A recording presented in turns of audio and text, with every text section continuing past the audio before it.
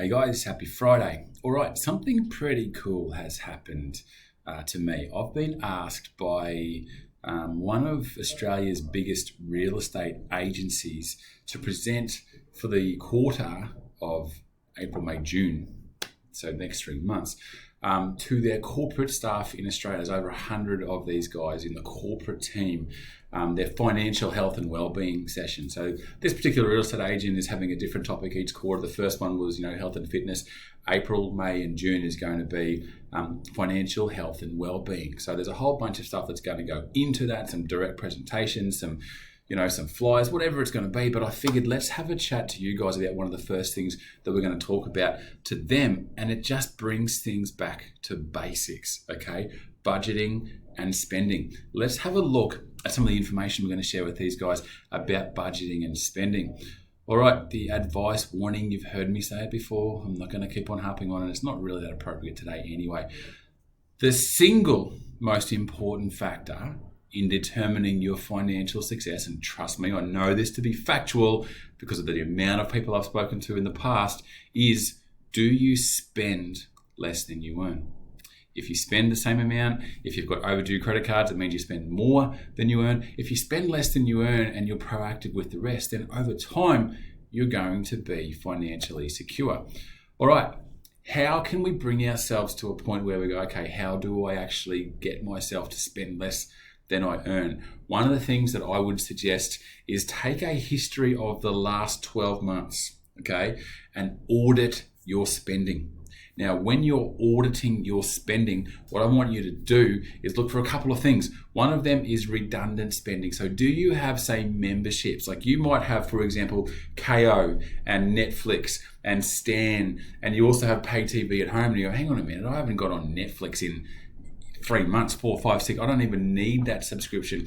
Do you have magazine subscription? Whatever it is. I do it in my business all the time because, we spend a lot of money on our various requirements in terms of memberships. And sometimes we find one, well, we're spending a bit of money. We don't need that. Same thing happens back to the household level, okay?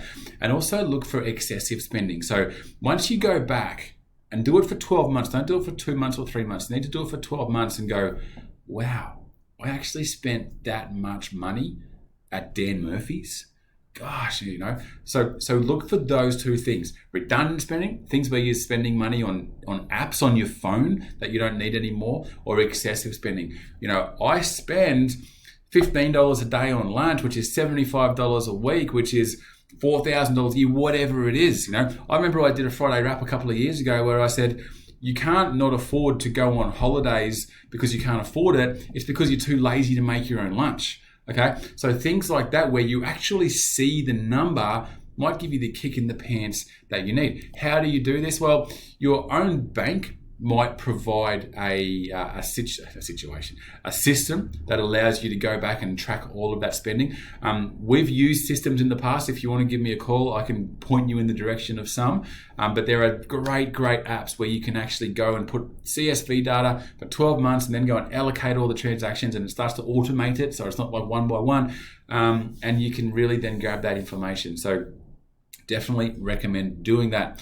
Another little tip that we're giving these guys is don't pay a loyalty/lazy tax, okay? Now, this is the example, I think I gave it a couple of weeks ago with the new client that they had a home loan. Oh, remember the ones where I said I hate the banks?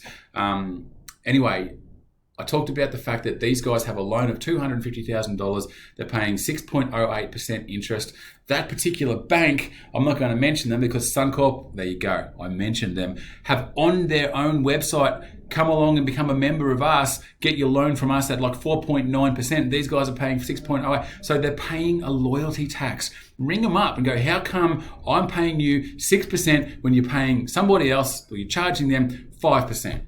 And these guys got their loan reduced, saved them 1%, which was 3 years, and $75,000. Okay, don't pay the loyalty tax.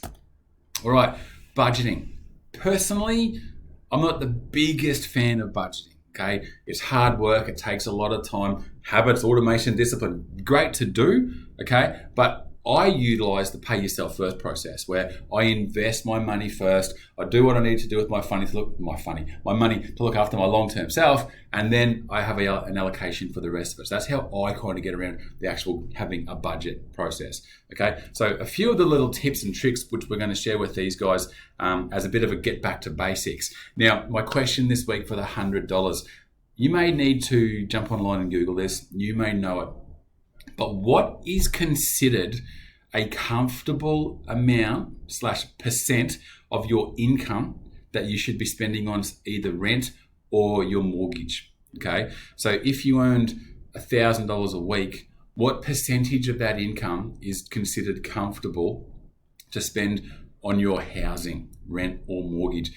Give me a ballpark, X to X percent, something like that. I Googled it before I did this, and there's a whole bunch that all give me the same sort of framework, same percentage, whatever. Been a long week, I'm sorry. All right, guys, Friday wrap, done and dusted. Thanks again. I love getting these out to you. Hope you're enjoying them. See you next Friday.